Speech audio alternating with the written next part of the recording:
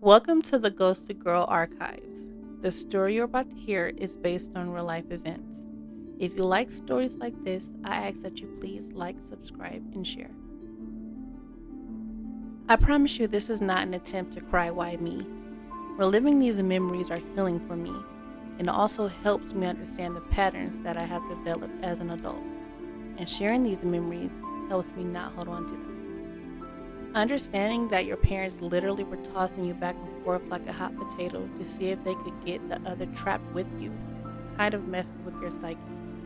There were no telltale signs, no leading up to, no seeming to dread a pending day. It was just like usual irritants of a child's existence. One day I went along with my cousin to her friend's house around the block from our home, enjoying being in a house full of toys for an attention-hungry girl. I have to admit, it was nice seeing someone bullying my cousin around like she did me, but a little worse. It felt like silent revenge, though when my cousin really showed signs of truly being bothered, it struck a chord with me and I wanted to punch the girl. I guess you can call that the faithful dog syndrome. But as I was sitting in the room of toys in complete bliss, the house phone rang, and seconds later, the girl's mom called my name, telling me someone was on the phone with me. I am known by no one. I am truly a purposeless ghost. So who the heck was calling for me? My mom for sure didn't give two damns of where I was, as long as I wasn't running around trying to be grown. Even though she loved when I got in trouble because it gave her a reason to release some built-up anger. When I walked up to the girl's mom, I asked her just to be sure she was certain of what she just said. She said, "Yes, it's for you," handed me the phone and walked away.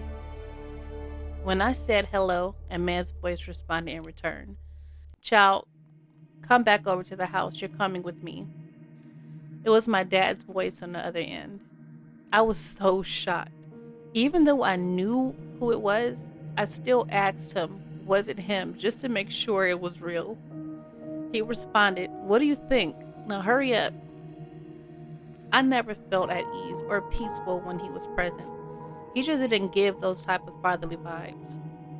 I was so nervous, I ran back to the house preparing to be punished for whatever I might have been in trouble for. When I got to the house, he was standing outside against his car. When he saw me approach, all he said was, "Come on, you're coming with me." I asked him could I go get some clothes. He told me no and that he already had them in the car. So we got in the car and we drove away. I asked was I staying the weekend with him. He only responded, "Mm-hmm," and there was nothing else said for the remainder of the ride to his home. Once we arrived to my dad's home, we get out the car, enter his house filled with his own family. I walked in the kitchen where my stepmom and her children were, sitting down at the table and greeting everyone completely unaware of the heart-shattering bomb that was about to be dropped on me. My stepbrother looked at me with the biggest smile and said, "You're going to be living with us now." His mom snapped an angry look at him so quick, it didn't even register to me that he just said something he wasn't even supposed to say. I told him, "No, I'm not. I'm staying for the weekend and then I'm going back to my mom." He busted out laughing and said, "No, you're not." Looked at his mom and asked, "Isn't that true, Mom?" She looked at me and said, "Yes, child, you will be living with us now." I felt so scared. I felt like I was snatched away from my mom and she had no idea. I had to escape and get back to her. But my dad was my only way back. All that time we were in that car and he didn't utter a word to me. I felt so weak and shaky.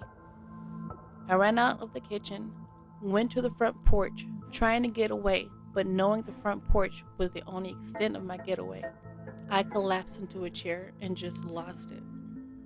I couldn't breathe. I couldn't believe it. My heart was so broke.